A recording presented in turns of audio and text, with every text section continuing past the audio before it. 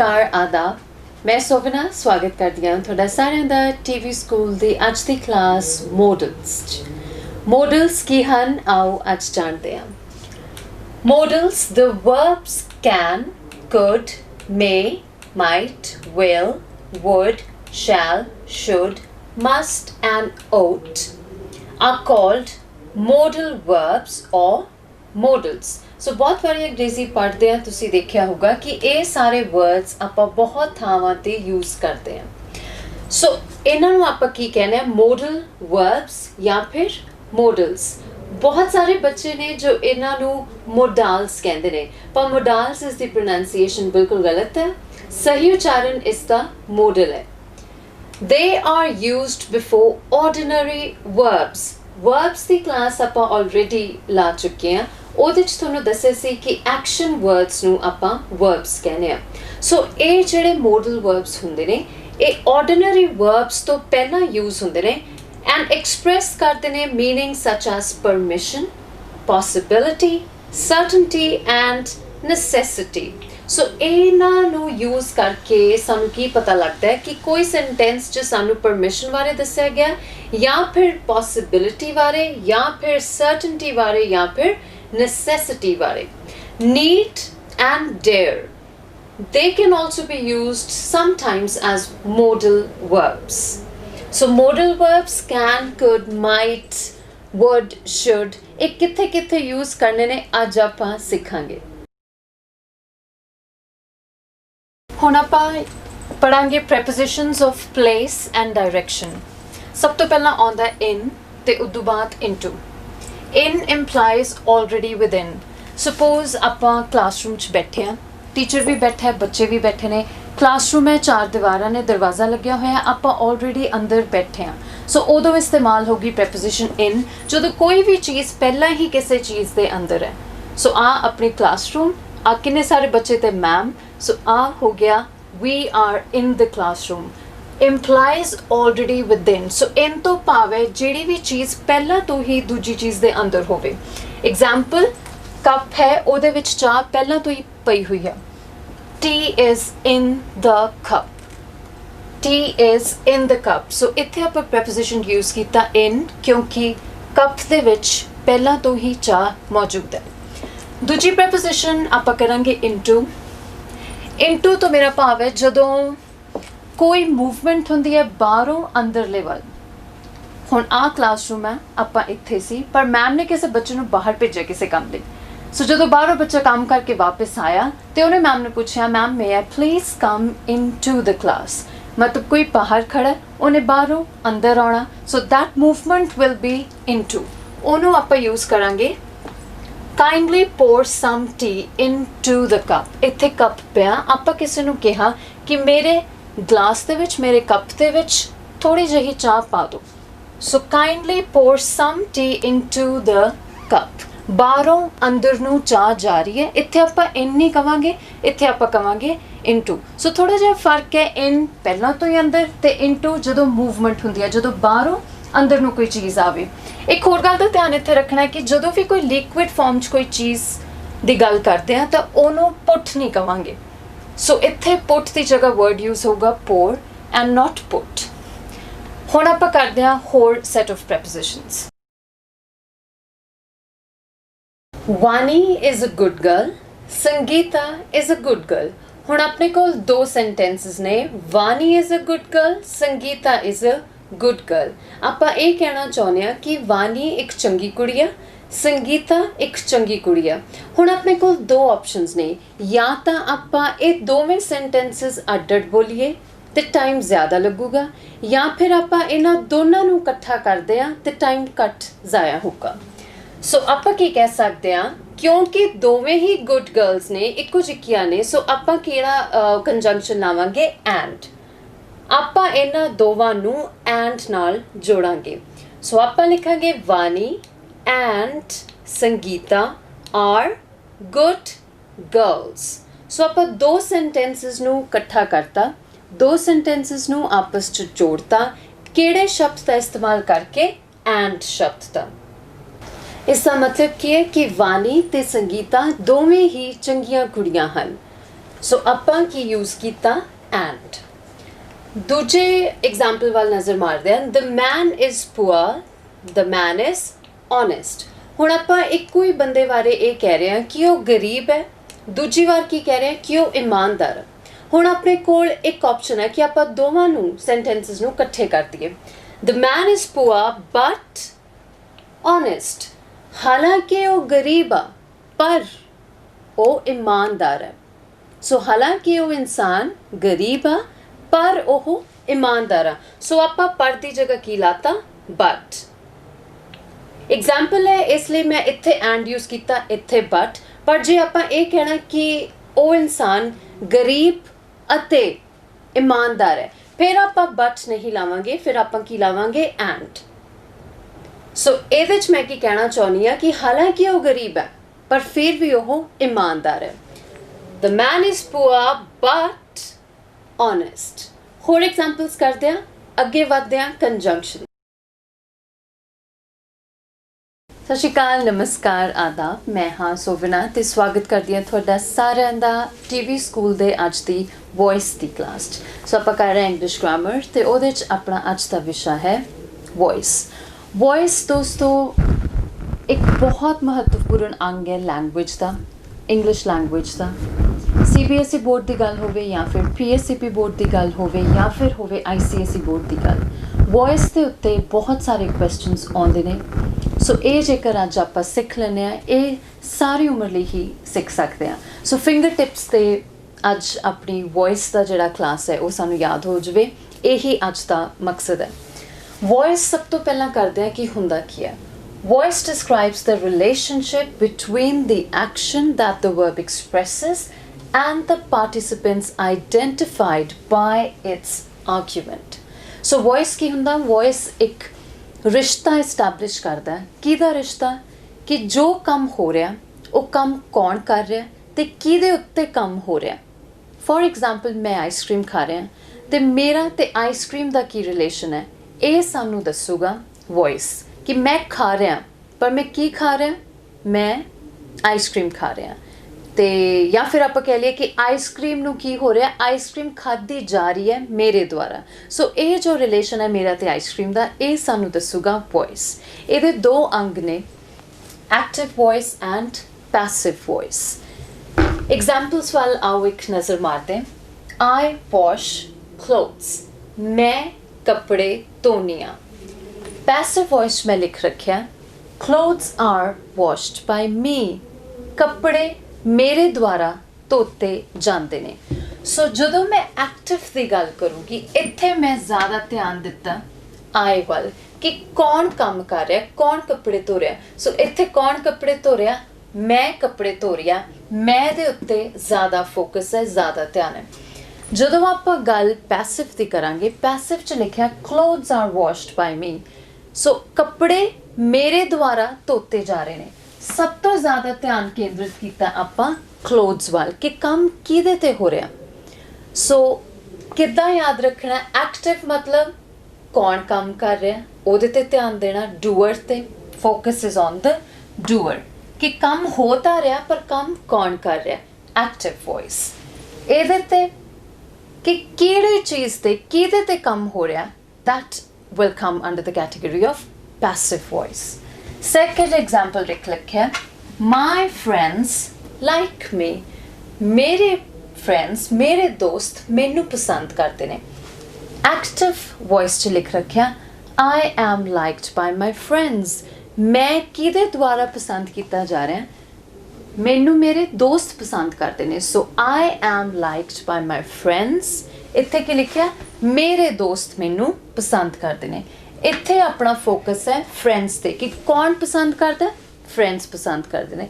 ਇੱਥੇ ਆਪਣਾ ਫੋਕਸ ਹੈ ਫਰੈਂਡਸ ਕਿਹਨੂੰ ਪਸੰਦ ਕਰਦੇ ਨੇ? ਆਈ ਨੂੰ। ਸੋ I am liked by my friends। ਬਹੁਤ ਸੌਖੇ ਢੰਗ ਨਾਲ ਯਾਦ ਕਰਨਾ। ਐਕਟਿਵ ਕੌਣ ਕੰਮ ਕਰ ਰਿਹਾ, ਪੈਸਿਵ ਕਿਹਦੇ ਤੇ ਕੰਮ ਕੀਤਾ ਜਾ ਰਿਹਾ।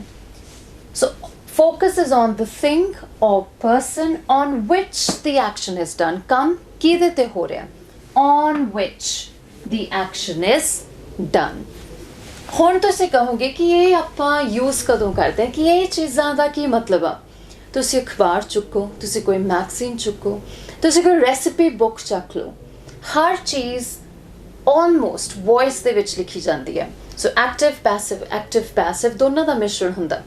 न्यूज़पेपर हैडलाइंस देखोगे तो एक्टिव पैसिव वॉइस का इस्तेमाल होंदा। नोटिस, प्रोसीजर्स, कोई भी तुसी साइंस लैब च जाने हो, कोई एक्सपैरीमेंट करते हो, वो एक्सपैरीमेंट किद्दां करते हो, जो वह वेरवा दिंदे हो उदों तुहानूं काम आऊगा वॉइस। अगे वधदे हैं, कुछ होर एग्जाम्पल्स करते हैं। टेंसेस अंग्रेजी का एक बहुत महत्वपूर्ण अंग है, जिहदे बिना अंग्रेजी की कल्पना की नहीं जा सकती, या फिर किसी भी भाषा की कल्पना की नहीं जा सकती। सो टेंसेस हुंदे की ने, टेंस हुंदा की है, सब तो पहला आओ वो जानते हैं। Tense is the form a verb takes to show the time it happened. Punjabi च एक बार मैं तुहानूं दस दिंदी हां, पिछे लिखिया होया तुहाडी सहूलत लई, पहला अंग्रेजी च पढ़ लैंदे हां। Tense is the form a verb takes to show the time it happened. So tense हुंदा की है? टेंस ਉਹ स्वरूप है जो एक वर्ब समय ਨੂੰ ਦਰਸਾਉਣ ਲਈ ग्रहण करता। सो ਕਿਹੜਾ ਕੰਮ ਕਦੋਂ ਹੋਇਆ ਸਾਨੂੰ ਕਿਤੋਂ ਪਤਾ ਚੱਲਦਾ? ਟੈਂਸ ਤੋਂ ਪਤਾ ਚੱਲਦਾ। ਟੈਂਸ ਦੀਆਂ ਕਿੰਨੀਆਂ ਕਿਸਮਾਂ ਨੇ? ਪ੍ਰੈਜ਼ੈਂਟ ਟੈਂਸ, ਪਾਸਟ ਟੈਂਸ ਤੇ ਫਿਊਚਰ ਟੈਂਸ। ਪ੍ਰੈਜ਼ੈਂਟ ਜੋ ਹੁਣ ਹੋ ਰਿਹਾ ਹੈ, ਪਾਸਟ ਜੋ ਹੋ ਹਟਿਆ, ਫਿਊਚਰ ਜੋ ਹੋਣ ਵਾਲਾ ਹੈ। ਵਰਤਮਾਨ, ਭੂਤ ਤੇ ਭਵਿੱਖ, ਇਹ ਇਹਦੀਆਂ ਕਿਸਮਾਂ ਨੇ। फर्दर ਇਹਦੀਆਂ डिविजन्स ने, सब डिविजन्स। हर टेंस के 4 हिस्से ने। इनडेफिनिट वो टेंस जो सानू साडी आदत दसदा। कंटिन्यूअस जो ये दसदा है कि एक्शन हो रहा है, चल रहा है, या चल रहा सी, या चल रहा होगा। परफेक्ट एक्शन मुक के हटिया सी, मुक के हटूगा। परफेक्ट कंटिन्यूअस हुण जदों आपां गल कर रहे हैं, कोई एक्शन ਪਹਿਲਾਂ ਤੋਂ ਚੱਲਦਾ ਆ ਰਿਹਾ, ਹੁਣ ਵੀ ਚੱਲ ਰਿਹਾ ਤੇ ਸੰਭਾਵਨਾ ਹੈ ਕਿ ਅੱਗੇ ਵੀ ਚੱਲਦਾ ਰਹੂਗਾ। So indefinite, continuous, perfect and perfect continuous.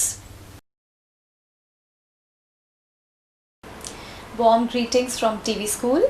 मेरा नाम है आशु तूर गिल और मैं पंजाब एग्रीकल्चरल यूनिवर्सिटी ਦੇ ਵਿੱਚ असिस्टेंट प्रोफैसर ऑफ इंग्लिश ਦੇ बतौर काम कर रही हाँ। ਅੱਜ ਸਾਡਾ ਜਿਹੜਾ ਲੈਸਨ ਅਸੀਂ ਕਰਨ ਜਾ ਰਹੇ ਹਾਂ that is in English grammar और वो है narration. So now we all know कि ਜਿਹੜੇ ਹਿਊਮਨ ਬੀਇੰਗਸ ਹੈ, ਇਨਸਾਨ, ਅਸੀਂ ਵੇਰੀਅਸ ਲੈਂਗੁਏजेस यूज़ करते हैं अपने आप ਨੂੰ ਐਕਸਪ੍ਰੈਸ ਕਰਨ ਲਈ, ਕੋਈ ਮੈਸੇਜ ਕਮਿਊਨੀਕੇਟ ਕਰਨ ਵਾਸਤੇ। ਅਸੀਂ ਆਪਣੇ ਸੈਂਟੀਮੈਂਟਸ ਜਾਂ ਕੋਈ ਵੀ ਫੀਲਿੰਗਸ ਅਗਰ ਕਨਵੇ ਕਰਨੀ ਹੈ, ਅਸੀਂ ਭਾਸ਼ਾ ਦੀ ਹੀ ਵਰਤੋਂ ਕਰਦੇ ਹਾਂ। और जी साड़ी लैंग्वेज है, जी साड़ी भाषा है, दैट कम्स इन 2 काइंड्स। एक है साड़ा डायरेक्ट फॉर्म ऑफ स्पीच, दूसरा है indirect form of speech. Now first we come to direct form of speech. Direct form of speech की है, फॉर एग्जाम्पल असी देखते हैं, Rama said comma inverted comma start I am very busy now, full stop, commas closed. In sentence 1 आ जिहड़ा है direct sentence 1 असी देख रहे हैं कि जिहड़े एक्चुअल वर्ड्स स्पीकर ने दैट इज़ रामा ने कहे हैं, ये साडी डायरेक्ट स्पीच है।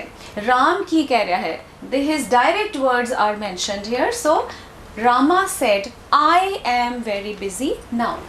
ऐसे सेंटेंस नो अगर असी इनडायरेक्ट फॉर्म दे विच कहना है, दैट इज़ नाउ रामा नहीं बोल रहा, कोई सैकेंड या थर्ड पर्सन राम की कही हुई गल नूं ही फर्दर कन्वे कर रहा है, उसनूं रिपोर्ट कर रहा है। That is what we call as indirect speech. That is Rama said that he was very busy then. As you can see इत्थे साडे जिहड़े इनवर्टेड कॉमास है बिफोर आए और नाउ तो बाद जिहड़े इनवर्टेड कॉमास लगे हैं, उसे रिमूव कर दिते इन इनडायरेक्ट स्पीच। सैकेंडली असी देखते हैं कि सैड दैट इज़ जिहड़ा first part and second part of the sentence है डायरेक्ट स्पीच दे विच, इनू असी इहदे विच दैट वर्ड दी वरतों कीती है। So the first sentence is a direct sentence and the second one is an indirect sentence. And today we are going to discuss a new topic, and our topic is email writing. Last time we have discussed letter writing, formal, informal, business letters, and now this time we are going to discuss email writing. Especially this topic is helpful for the +2 class as for the exam purpose.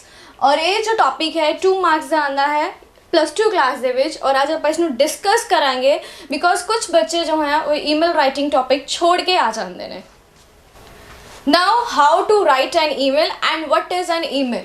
Email also sometimes written as email. ज़्यादातर ਅਸੀਂ ਇਸ ਨੂੰ e-mail ਕਰਕੇ ਲਿਖਦੇ ਹਾਂ. Is simply the shortened form of electronic mail. E stands for electronic. So जो mails ਅਸੀਂ electronical media ਨਾਲ send ਕਰਦੇ ਹਾਂ, like via computer or laptop or with the help of the internet, that is called the electronic mail. An electronic way for receiving, sending and storing electronic messages. Email has gained popularity with the spread of the internet. ਜਿੱਦਾਂ ਜਿੱਦਾਂ internet ਬਹੁਤ ਵੱਧਦਾ ਜਾ ਰਿਹਾ ਉਹਦੇ ਨਾਲ ਜੋ ਹੈ ਈਮੇਲਸ ਵੀ ਵੱਧਦੀਆਂ ਜਾ ਰਹੀਆਂ. ਈਮੇਲਸ ਜੋ ਹੈ ਉਹ ਕੀ ਕਰਦੀਆਂ ਕਿ ਅਸੀਂ ਇਹਨਾਂ ਨੂੰ ਸਟੋਰ ਕਰਕੇ ਰੱਖ ਸਕਦੇ ਹਾਂ. ਸਾਨੂੰ ਪੇजेस ਸੰਭਾਲ ਕੇ ਰੱਖਣੇ ਨਹੀਂ ਪੈਂਦੇ, ਅਸੀਂ ਇਲੈਕਟ੍ਰੋਨਿਕਲੀ ਇਹਨਾਂ ਨੂੰ ਸੇਵ ਕਰਕੇ ਆਪਣੇ ਕੋਲ ਰੱਖ ਸਕਦੇ ਹਾਂ. Hi students, welcome to TV School. Today we are going to do something very interesting.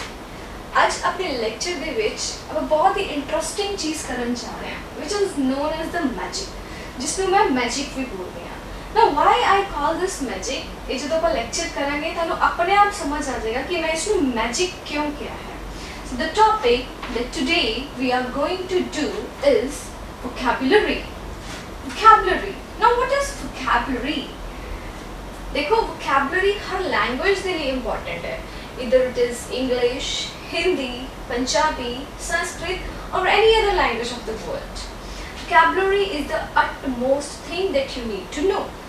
Vocabulary अगर सानू आंदी है, साड़ी कमांड vocabulary दे उत्ते बहुत अच्छी है, चाहे वो कोई भी लैंग्वेज होवे, तो असी अपनी कम्युनिकेशन बहुत अच्छी तरह ना इम्प्रूव कर सकते हैं. So we are going to discuss this magical topic that I call magical topic is vocabulary. So let's start and know about it. Vocabulary. Vocabulary हुंदी की है and vocabulary दे सानू की फायदे ने. Vocabulary साडे लिए क्यों इतनी ज़रूरी है, ये सब कुछ आज असी करांगे. इस दिन वाली ग्रामर के जो थोड़े थोड़े टॉपिक्स साडे ने 1-1 पेज थे, आपा उन्हां नूं भी इस दे विच आज कंप्लीट करांगे. Non-finites. Yes, students, today we are going to solve this to understand this topic which is in class 9 grammar topic, and the name of the topic is non-finites. Here you can see here, देखो तुसी देखो मैं इधर 3 clouds बना के कुछ लिखे आए थे. So one is I have written to plus verb, then verb plus ing, then past form of the verb. Yes. जो टॉपिक आज ਆਪਾਂ ਕਰਨ ਜਾ ਰਹੇ ਹਾਂ नॉन फाइनाइट्स, ਉਹ ਇਹਨਾਂ 3 ਚੀਜ਼ਾਂ ਦੇ ਹੀ ਆਲਮੋਸਟ ਆਲੇ ਦੁਆਲੇ ਹੈ. ਹੋਰ ਵੀ ਬਹੁਤ ਕੁਝ ਹੈ ਇਹਦੇ ਵਿੱਚ, ਬਟ ਬੇਸਿਕਲੀ ਇਹਨਾਂ 3 ਚੀਜ਼ਾਂ ਨੂੰ ਅੰਡਰਸਟੈਂਡ ਕਰਨਾ ਸਾਡੇ ਲਈ ਬਹੁਤ ਜ਼ਰੂਰੀ ਹੈ नॉन फाइनाइट्स ਦੇ ਵਿੱਚ. So let's understand about non finites. Yes, non finites ਸਮਝਣ ਤੋਂ ਪਹਿਲਾਂ ਸਾਡੇ ਲਈ ਜ਼ਰੂਰੀ ਹੈ ਕਿ ਅਸੀਂ ਫਾਈਨਾਈਟ ਵਰਬਸ ਨੂੰ ਸਮਝੀਏ. फाइनाइट वर्ब्स की ਹੁੰਦੀਆਂ ਨੇ, ਪਹਿਲਾਂ ਉਹਨਾਂ ਨੂੰ ਅਸੀਂ ਅੰਡਰਸਟੈਂਡ ਕਰਦੇ ਹਾਂ. A finite verb is a verb that is finished. That means it is inflected for tense and usually for a grammatical subject. It can complete the predicate by itself. It means there is only one verb in the predicate part of the sentence. For example, as you can see here, the girl is singing a song. They danced very well. Teacher taught the students. Yes. Now let's understand the finite verbs. इसका मतलब अपन समझते हैं कि है. देखो उन्होंने क्या कि finite verb वो verb है जिहड़ी कि finish हो जाती है, जिहड़ी कि एक sentence में complete दस रही है. That means it is inflected for tense and usually for a grammatical subject. ਇਹ ਸਾਨੂੰ tense ਨੂੰ inflect ਕਰਦੀ ਹੈ ਕਿ ਉਹ tense किस form ਦੇ ਵਿੱਚ ਹੈ, whether it is in simple present, simple past, simple future, continuous or perfect. So it can complete the predicate by itself. एक sentence दो parts ਦੇ ਵਿੱਚ ਹੁੰਦਾ ਹੈ, ਇੱਕ part ਹੁੰਦਾ ਹੈ subject, ਇੱਕ part ਹੁੰਦਾ ਹੈ predicate. Subject कौन है, ਜਿਹਦੇ ਵਿੱਚ doer ਦਾ ਪਤਾ ਚੱਲੇ, एक्शन करने वाले का पता चले. Prefix and suffix. Prefix and suffix. Okay. So with them we can make new meaning to any noun or a verb or adjective or adverb. Now suffix and prefix ਹੁੰਦੇ ਕੀ ਨੇ?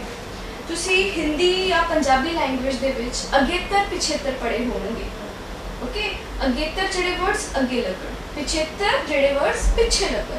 ਸੋ these are the prefix and suffix। English 'ਚ ਅਸੀਂ ਇਹਨਾਂ ਨੂੰ prefix and suffix ਬੋਲਦੇ ਹਾਂ। prefix, fix ਕੀ ਹੁੰਦਾ ਹੈ? ਜੋੜਨਾ। pre ਮਤਲਬ ਅੱਗੇ ਜੋੜਨਾ, ਪਹਿਲਾਂ ਜੋੜਨਾ। ਓਕੇ, and suffix ਮਤਲਬ ਬਾਅਦ ਵਿੱਚ ਜੋੜਨਾ। So with them we will make new words, will give new meaning to any noun, to any verb, to any adjective or any adverb. So when we add in front of, then it's a prefix. Now huni tanu dassiya agetar matlab jinu assi agge lagane ha. So prefix is when we add a new word in front of any word. Kisi word de agge ek word lagaiye, then it is called prefix. And when we add afterwards, ਜੇ ਅਸੀਂ ਬਾਅਦ ਵਿੱਚ ਲਗਾਈਏ ਤਾਂ ਉਹ ਕੀ ਬਣ ਜਾਂਦਾ ਹੈ? suffix. So this is the definition of prefix and suffix. Then now let's understand making some more words. Formation. Formation ਦਾ ਮਤਲਬ ਹੈ new words ਬਣਾਉਣਾ। Formation ਤੁਹਾਨੂੰ ਇੱਕ ਹੈਲਪ ਕਰੇਗੀ ਜਿਹਦੇ ਨਾਲ ਤੁਹਾਨੂੰ ਸਮਝ ਆ ਸਕੇਗਾ ਕਿ ਅਸੀਂ ਨਾउन ਤੋਂ verb ਕਿਵੇਂ ਬਣਾਉਂਦੇ ਹਾਂ। ਓਕੇ, ਜਾਂ verb तो adverb या adjective किਵੇਂ ਬਣਾਉਣੇ, ਅਸੀਂ ਕਿਵੇਂ ਉਹਨਾਂ ਦੇ ਵਿੱਚ changes ਕਰ ਸਕਦੇ ਹਾਂ। It will help us and it will help and enhance and improve your vocabulary portion also. Okay? ਨਮਸਕਾਰ ਆਦਾਬ, ਮੈਂ ਹਾਂ ਸੋਬਨਾ ਤੇ ਸਵਾਗਤ ਕਰਦੀ ਹਾਂ ਤੁਹਾਡਾ ਸਾਰਿਆਂ ਦਾ ਟੀਵੀ ਸਕੂਲ ਇੰਗਲਿਸ਼ ਦੀ ਅੱਜ ਦੀ ਕਲਾਸ ਨਾउन ਜੈਂਡਰ ਦੀ ਕਲਾਸ 'ਚ। ਸੋ ਜੈਂਡਰ ਅੱਜ ਆਪਾਂ ਪੜਾਂਗੇ ਜੈਂਡਰ ਦੀਆਂ ਹੋਰ ਕਿੰਨੀਆਂ ਕਿਸਮਾਂ ਨੇ। ਸਭ ਤੋਂ ਪਹਿਲਾਂ ਆਪਾਂ ਮੈਸਕੂਲਿਨ gender ਪੜਾਂਗੇ। A noun that denotes the male of the species। ਜਦੋਂ ਵੀ ਆਪਾਂ ਕਿਸੇ ਵੀ ਨਸਲ ਦੀ ਗੱਲ ਕਰਾਂਗੇ ਉਸ ਨਸਲ ਦੇ ਮੇਲ ਵੱਲ ਜਦੋਂ ਆਪਾਂ ਇਸ਼ਾਰਾ ਕਰਾਂਗੇ ਉਹ ਆਪਣਾ ਕਿਹਦੇ ਅਧੀਨ ਆਊਗਾ? ਮੈਸਕੂਲਿਨ ਜੈਂਡਰ ਦੇ। ਐਗਜ਼ਾਮਪਲਸ ਨੇ ਬॉय, ਹੁਣ ਇੱਕ ਮੁੰਡਾ ਮੇਲ, ਲਾਇਨ ਇੱਕ ਬੱਬਰ ਸ਼ੇਰ ਮੇਲ, ਪੀਕੌਕ ਇੱਕ ਮੇਲ। ਸੋ ਇਹ ਜਿਹੜੇ ਵਰਡਸ ਨੇ ਇਹ ਕਿਹਦੀ ਨੁਮਾਇੰਦਗੀ ਕਰਦੇ ਨੇ? ਮੈਸਕੂਲਿਨ gender the, male of the species ਦੀ। ਸੋ ਹਰ ਉਹ ਵਰਡ ਜੋ ਇੱਕ ਪੁਰਸ਼ ਦੀ ਗੱਲ ਕਰਦਾ ਹੈ, ਜੋ ਇੱਕ ਮੇਲ ਦੀ ਗੱਲ ਕਰਦਾ ਹੈ, ਉਹ ਮੈਸਕੂਲਿਨ ਜੈਂਡਰ ਦੇ ਅਧੀਨ ਆਉਂਦੇ ਨੇ। ਫਿਰ ਉਸ ਤੋਂ ਬਾਅਦ ਆਪਾਂ ਅੱਗੇ ਪੜਾਂਗੇ feminine gender. Feminine gender denotes the female of the species। ਜਦੋਂ ਵੀ ਆਪਾਂ ਇਸਤਰੀ ਲਿੰਗ ਬਾਰੇ ਗੱਲ ਕਰਾਂਗੇ, ਜਦੋਂ ਵੀ ਆਪਾਂ ਫੀਮੇਲ ਬਾਰੇ ਗੱਲ ਕਰਾਂਗੇ ਉਹ ਕਿਹਦੇ ਹੇਠ ਆਊਗਾ? ਫੈਮਿਨਿਨ ਜੈਂਡਰ ਦੇ ਹੇਠ ਆਊਗਾ। ਐਗਜ਼ਾਮਪਲਸ ਨੇ ਹੁਣ ਬॉय ਦੀ ਜਗ੍ਹਾ ਇੱਥੇ ਆ ਜਾਊਗਾ ਗਰਲ, ਸੋ ਇਹ ਮੁੰਡਾ ਇੱਕ ਕੁੜੀ। ਇੱਥੇ ਸੀ ਲਾਇਨ ਬੱਬਰ ਸ਼ੇਰ, ਇੱਥੇ ਲਾਇਨਸ, ਇੱਥੇ ਪੀਕੌਕ, ਇੱਥੇ ਪੀਹਨ। ਸੋ ਇਹ ਗੱਲ ਕਰਨਗੇ ਮੈਸਕੂਲਿਨ ਦੀ, ਮੇਲ ਆਫ ਦ ਸਪੀਸ਼ੀਜ਼, ਤੇ ਇਹ ਗੱਲ ਕਰਨਗੇ ਫੀਮੇਲ ਆਫ ਦ ਸਪੀਸ਼ੀਜ਼। ਸਤਿ ਸ਼੍ਰੀ ਅਕਾਲ, ਨਮਸਕਾਰ, ਆਦਾਬ, ਮੈਂ ਹਾਂ ਸੋਬਨਾ ਤੇ ਸਵਾਗਤ ਕਰਦੀ ਹਾਂ ਤੁਹਾਡਾ ਸਾਰਿਆਂ ਦਾ ਟੀਵੀ ਸਕੂਲ ਦੇ ਅੱਜ ਦੀ ਪ੍ਰੋਨਾਊਨਸ ਦੀ ਕਲਾਸ 'ਚ। ਸਭ ਤੋਂ ਪਹਿਲਾਂ ਆਪਾਂ ਕਰਾਂਗੇ rules for using personal pronouns. A personal pronoun must be of the same number, gender and person as the noun it stands for. Example ਨਾਲ ਆਪਾਂ ਸਮਝਦੇ ਹਾਂ। Jack is my friend, he has an Audi। ਪਹਿਲਾਂ ਤਾਂ ਆਪਾਂ ਇਹ ਦੇਖ ਲੈਂਦੇ ਹਾਂ ਕਿ ਇਹਨੂੰ ਅਕਸਰ ਲੋਕ ਆਡੀ ਕਹਿੰਦੇ ਨੇ ਕਿ ਸਾਡੇ ਕੋਲ ਕਿਹੜੀ ਗੱਡੀ ਹੈ? ਸਾਡੇ ਕੋਲ ਆਡੀ ਹੈ। Audi is an incorrect pronunciation. ਇਹਦੀ ਕਰੈਕਟ ਪ੍ਰੋਨਾਂਸੀਏਸ਼ਨ ਹੈ Audi, AUDI, Audi. Jack is my friend, he has N Audi. ਹੁਣ ਜੈਕ ਇੱਕ ਮੁੰਡਾ ਜਿਹਦਾ ਨਾਮ ਹੈ ਜੈਕ। ਹੁਣ ਇੱਥੇ ਆਪਾਂ ਇਹਦੀ ਜਗ੍ਹਾ ਕੀ ਯੂਜ਼ ਕਰਤਾ? ਹੀ। ਸੋ ਇੱਥੇ ਆਪਾਂ ਦੇਖਣਾ ਹੈ ਕਿ ਹੀ ਆਪਾਂ ਸਿਰਫ ਇੱਕ ਮੁੰਡੇ ਦੀ ਜਦੋਂ ਗੱਲ ਕਰਦੇ ਹਾਂ ਉਦੋਂ ਯੂਜ਼ ਕਰਾਂਗੇ। ਸੋ ਇੱਕ ਮੁੰਡੇ ਦੀ ਗੱਲ ਕੀਤੀ, ਇੱਥੇ ਆਟੋਮੈਟਿਕਲੀ ਕੀ ਆ ਜਾਊਗਾ? ਹੀ। ਪਰਸਨਲ ਪ੍ਰੋਨਾਊਨ ਆਪਾਂ ਇੱਥੇ ਯੂਜ਼ ਕੀਤਾ ਹੀ। Second example, that is Shivani, she is my friend. ਹੁਣ ਆਪਾਂ ਸ਼ਿਵਾਨੀ ਦੀ ਗੱਲ ਕਰ ਰਹੇ ਹਾਂ। ਸ਼ਿਵਾਨੀ ਜ਼ਾਹਿਰ ਜੀ ਗੱਲ ਹੈ ਇੱਕ ਕੁੜੀ ਦਾ ਨਾਮ ਹੈ, ਇੱਕ ਕੁੜੀ ਦਾ ਨਾਮ। ਹੁਣ ਇੱਥੇ ਆ ਜਾਊਗਾ ਪਰਸਨਲ ਪ੍ਰੋਨਾਊਨ ਸ਼ੀ। ਸੋ ਆਪਾਂ ਕੀ ਕਹਿ ਰਹੇ ਹਾਂ? कि personal pronoun must be of the same number and same gender. हुण इत्थे एक तां आपां ही यूज़ कीता, जेंडर ਇਹਦਾ मेल है तो आपां ही यूज़ किया। इत्थे जेंडर फीमेल है शी यूज़ किया, वैसे भी ये सिंगुलर है इसलिए आपां शी यूज़ किया। इस एग्जाम्पल आपां देखांगे कि Jack and Shivani are my classmates, ये दोवें जाने मेरे क्लासमेट्स ने। हुण दोवां दी जगह आपां ही एंड शी तां नहीं वरतांगे, आपां वरतांगे दे। So Jack and Shivani are my classmates, दोवां दी गल कर रहे हैं, आपां की लाता दे, क्योंकि ये ਇਹਦੀ गिनती 2 होगी, ये प्लूरल हो गया। प्लूरल च आपां की यूज़ करांगे दे। सो दे लव एडवेंचर, ते जैक ते शिवानी मेरे क्लासमेट्स ने, मेरे जमाती ने, ते इन्हां नूं एडवेंचर करना बहुत पसंद है। नैक्सट आपां आने a personal pronoun should be singular in number end of neuter gender when it is used for a collective noun that is viewed as a whole। इसनू भी मैं एग्जाम्पल दे के समझाने हैं। द हर्ड ऑफ डेयर, हुण heard की है एक झुंड, किन्ना दा डेयर दा। सो हिरना दे झुंड नूं आपां हर्ड कहने आ। पैक ऑफ वोल्व्स, वोल्व्स दे झुंड नूं आपां कवांगे पैक। हुण ਇਹ ਕੀ ਹੋ गए कलैक्टिव नाउन्स। ਤੁਹਾਨੂੰ याद होवे आपां नाउन्स की क्लास च पढ़िया सी कि कलैक्टिव नाउन किनू कहंदे ने। So the herd of deer was drinking water, हिरना दा झुंड पानी पी रहा सी।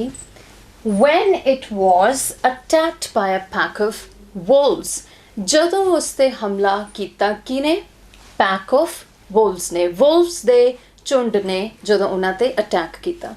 हुण आपां इत्थे हर्ड ऑफ डियर की गल कर रहे हैं, कलैक्टिव नाउन यूज़ किया आपां हर्ड, गल झुंड दी हो रही है पर आपां एक ना देता heard. So heard of deer was drinking water when it was attacked by a pack of wolves. When it, so when it आपां यूज़ किया ਇਹਦੇ ਲਈ। एक तो न्यूटर जेंडर आपां नूं ਇਹ नहीं पता कि हिरन ਜਿਹੜੇ ने ਉਹ फीमेल्स ने या फिर ਉਹ मेल स्पीशीज़ ਨੂੰ बिलोंग करते हैं। सो आपां ਉਸ ਨੂੰ इट लिखता, न्यूटर जेंडर आ गया। उत्तर च की होया, सिंगुलर है, हर्ड यूज़ किया आपां, कलैक्टिव नाउन यूज़ किया एंड आपां न्यूटर जेंडर यूज़ किया, इसलिए आपां की लिखता इट। आर्टिकल्स 3 तरह के होंगे ने, ए, एन ते द। ए ते एन नूं आपां इनडेफिनिट कहने आ ते द नूं आपां डेफिनिट कहने आ। डेफिनिट इसलिए कहने आ क्योंकि वो किसी विशेष थां या विशेष वस्तु या विशेष व्यक्ति वाल नूं इशारा करता है, ते इनडेफिनिट क्योंकि वो किसी विशेष तौर पर कोई संकेत नहीं दिंदा किसी वाल, इसलिए वो इनडेफिनिट है, इसलिए ए ते एन इनडेफिनिट ने। So a and an indefinite articles ने ते the definite article. He is a boy, हुण इत्थे मैं यूज़ किया article a boy. So he is a boy, वो एक मुंडा है। हुण वो कौन मुंडा है, किहदे नाल बैठा है, की करदा है, इस गल वाल कोई इशारा नहीं। कोई भी मुंडा हो सकता है जिहदे बारे मैं गल कर रही हूँ, विशेष तौर पर मैं नहीं दस्सिया कि मैं किस बारे गल कर रही हूँ, इसलिए यूज़ होगा अ बॉय। हुण जे आपां इत्थे देखिए, ही is the boy who wears spectacles, मैं किहदी गल कर रही हूँ, मैं उस मुंडे की गल कर रही हूँ जो एनका ला के रखता है या जिहदे एनका लाइया हुंदियां ने। So he is the boy who wears spectacles, खास तौर पर मैं उस लड़के वाल, उस मुंडे वाल इशारा किया है जो एनका ला के रखता है, the boy. Next example is, can I have an apple, कि मैं एक एप्पल ले सकती हाँ। हुण एक बास्केट है, उहदे च भी एप्पल्स पए ने, एक टेबल है, उहदे ते भी एप्पल रखा हुआ है। हुण मैं जे किसी नूं कहनी हाँ कि can I have an apple, तो मैं किसी भी एप्पल बारे गल कर सकती, खास तौर पर नहीं दस्सिया कि मैनू टोकरी वाले एप्पल्स चो एप्पल चाहिए या मैनू टेबल ते धरिया जिहड़ा एप्पल है वो चाहिए।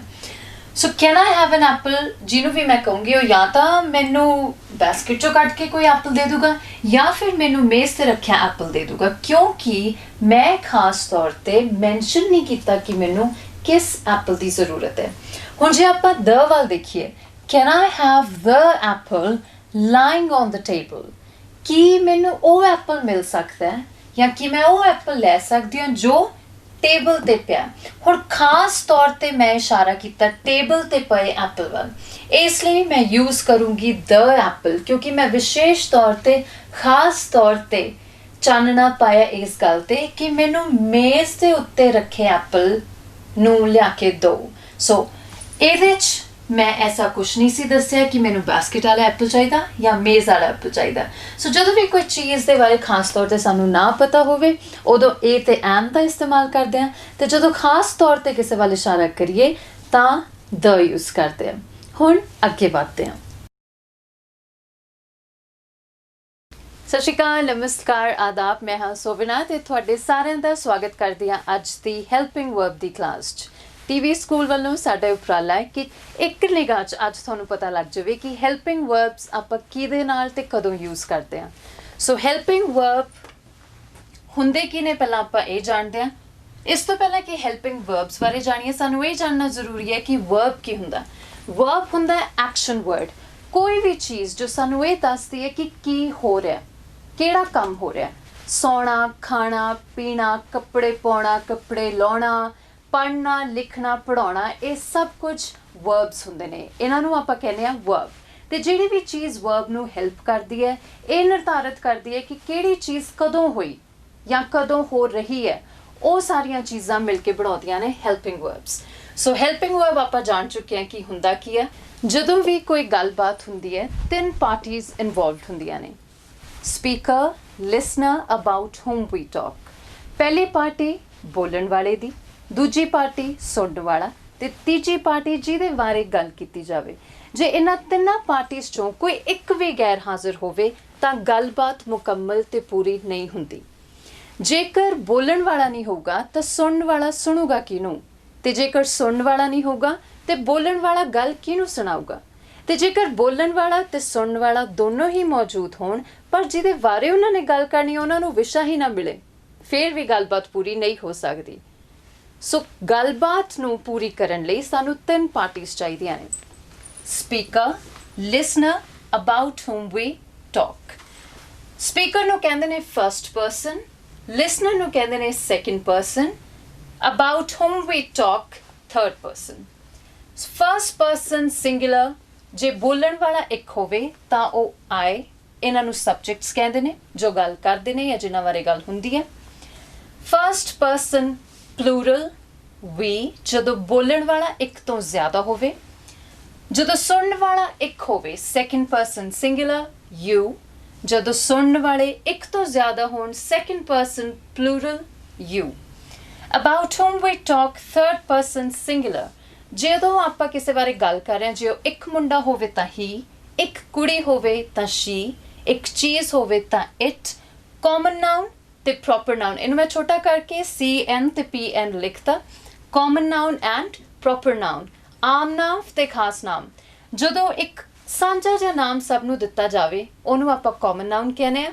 ਜਿਵੇਂ ਬਹੁਤ ਸਾਰੇ ਟੀਚਰਸ ਨੇ, so teacher is a common noun, ਪਰ ਸੋਵਿਨਾ ਮੇਰਾ ਨਾਮ ਹੈ ਪ੍ਰੋਪਰ ਨਾਉਨ ਹੈ।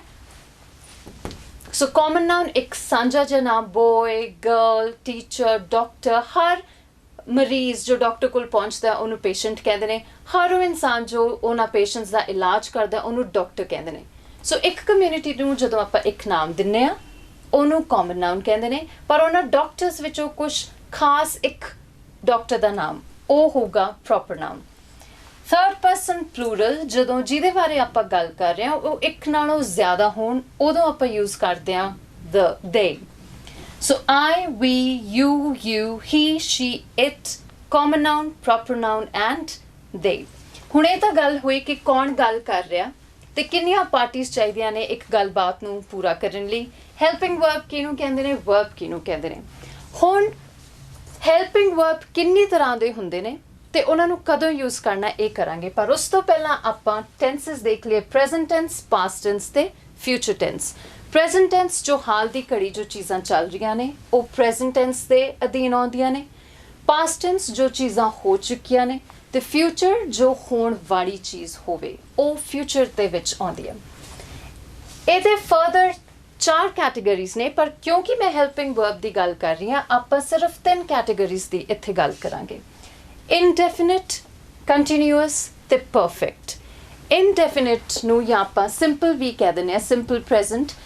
ਇਨਡੈਫੀਨਿਟ ਜ਼ਿਆਦਾ ਬੈਟਰ ਵਰਡ ਹੈ, ਤੇ ਕਿਉਂਕਿ ਆਪਾਂ ਟੀਵੀ ਸਕੂਲ ਰਾਹੀਂ ਸਿੱਖ ਰਹੇ ਹਾਂ, ਸੋ ਮੇਰਾ ਇਹ ਉਪਰਾਲਾ ਹੈ, ਮੇਰੀ ਇਹ ਉਮੀਦ ਹੈ ਕਿ ਤੁਸੀਂ ਸਾਰੇ ਮੇਰੇ ਤੋਂ ਚੰਗੇ ਸੋਹਣੇ ਸਟੱਜੇ ਵਰਡਸ ਸਿੱਖੋ।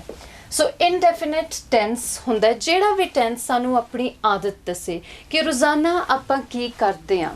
ਜੇ ਪਾਸਟ ਟੈਂਸ ਦੀ ਗੱਲ ਕਰੀਏ ਤਾਂ ਆਪਾਂ ਕੀ ਕਰਦੇ ਹੁੰਦੇ ਸੀ।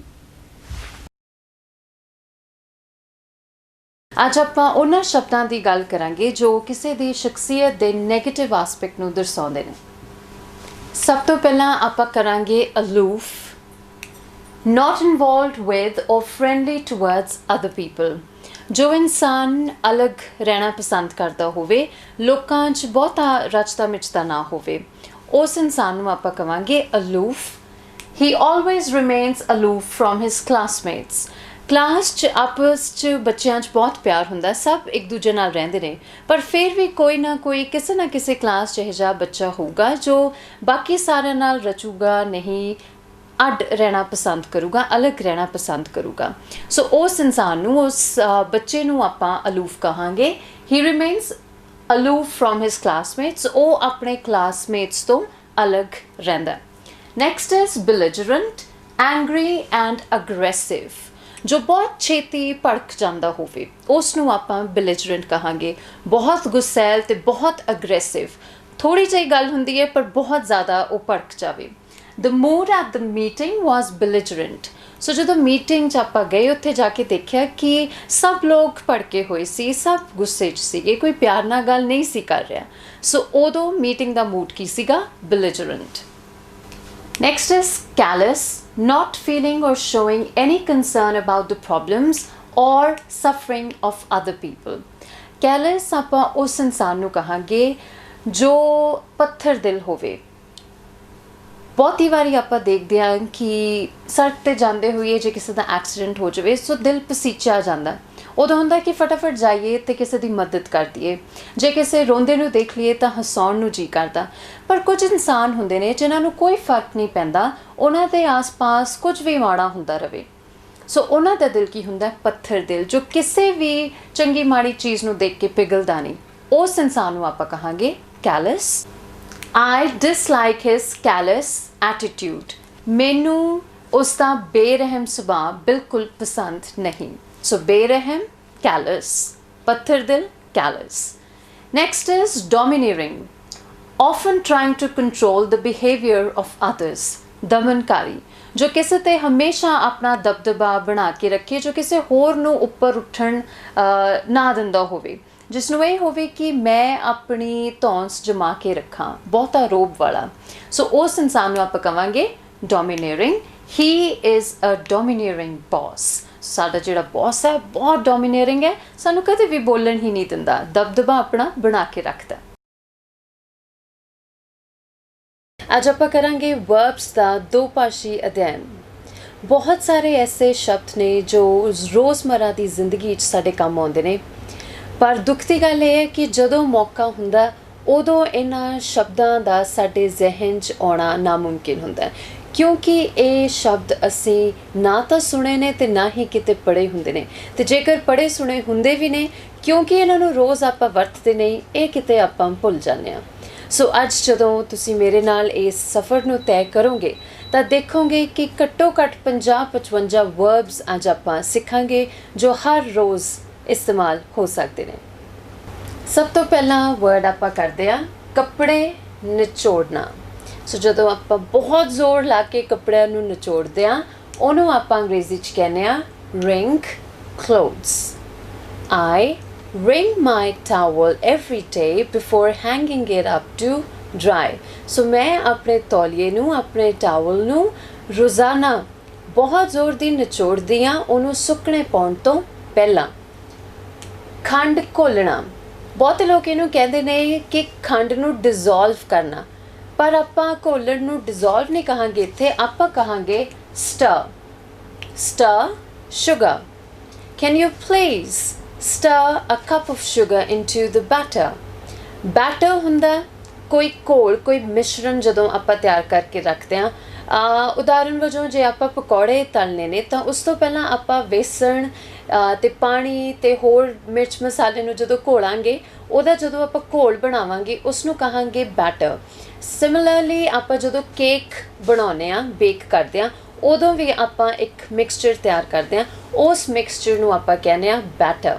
ਸੋ ਮੈਂ ਇੱਥੇ ਸੈਂਟੈਂਸ ਯੂਜ਼ ਕੀਤਾ, stir a cup of sugar into the batter, ਕਿ ਪਹਿਲਾਂ ਇੱਕ ਘੋਲ ਤਿਆਰ ਹੈ, ਉਹਦੇ 'ਚ 1 ਕੱਪ ਖੰਡ ਨੂੰ ਘੋਲ ਦਿਓ, ਸਟਰ ਸ਼ੂਗਰ।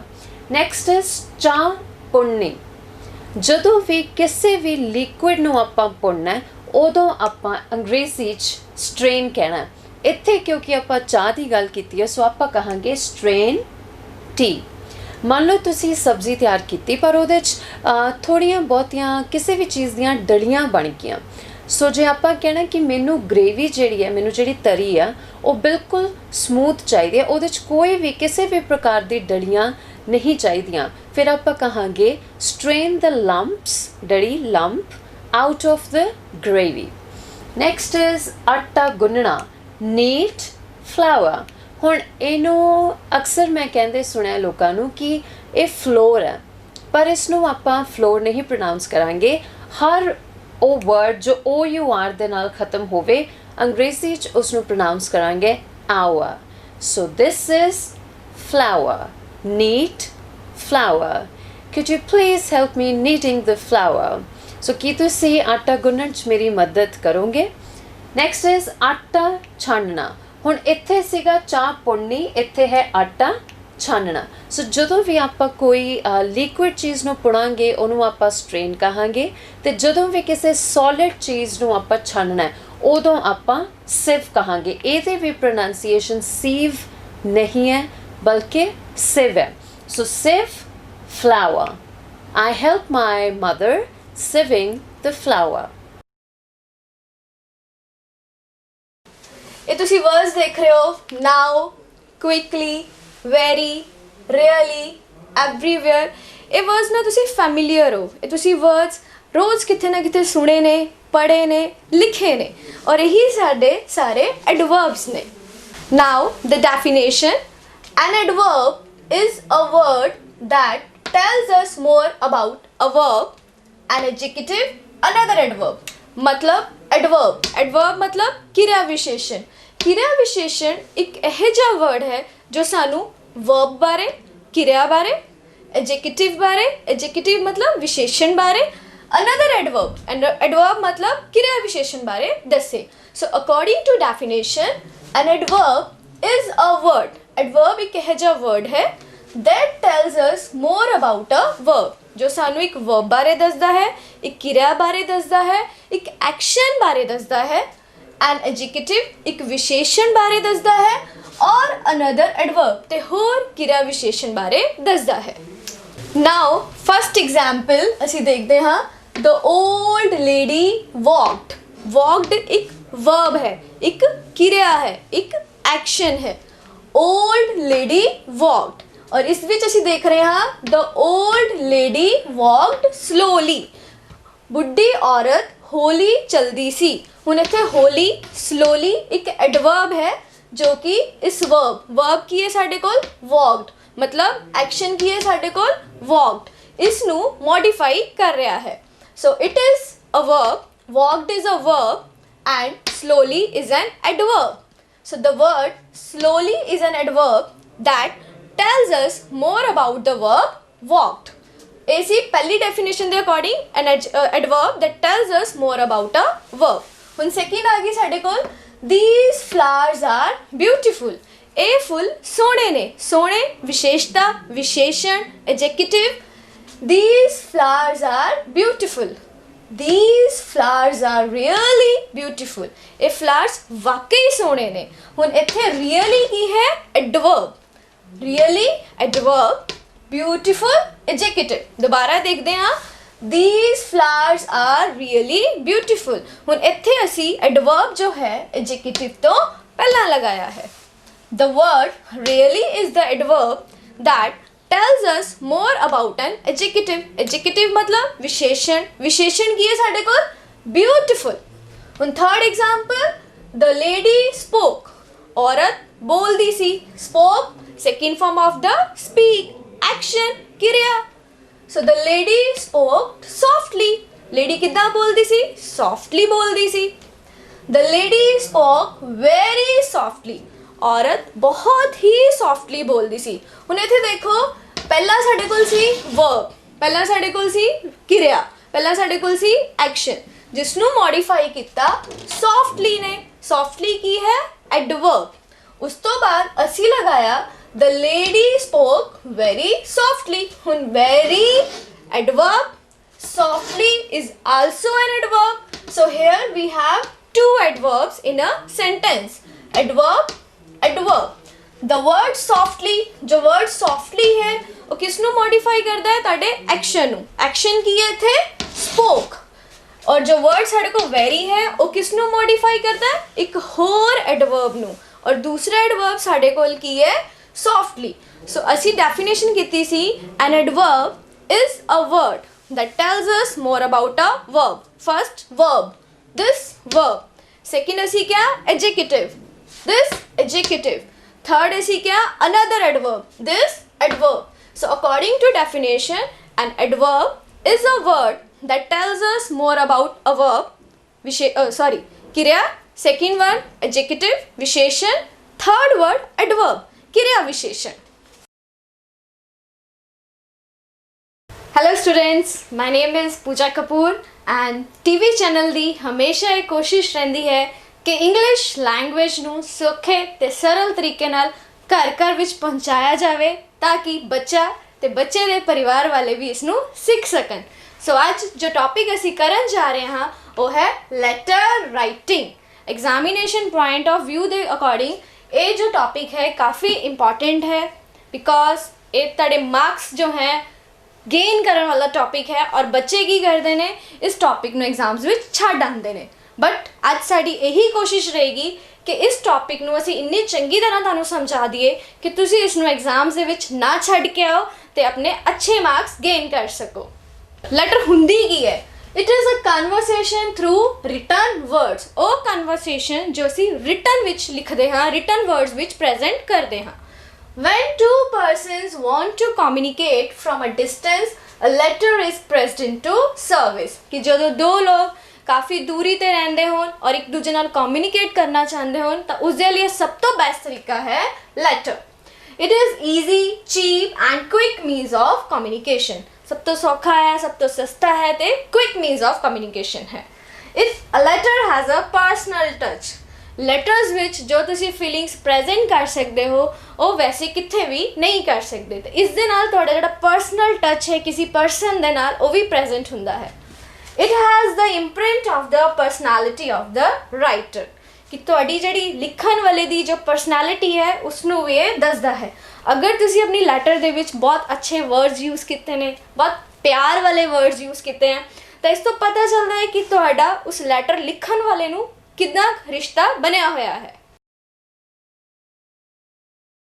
सो आज जो टॉपिक असी करन जा रहे हैं that is the notice writing and this topic is specially for the 10th class for the board exams. और ये टॉपिक जड़ा है वो 4 मार्क्स के लिए आंदा है.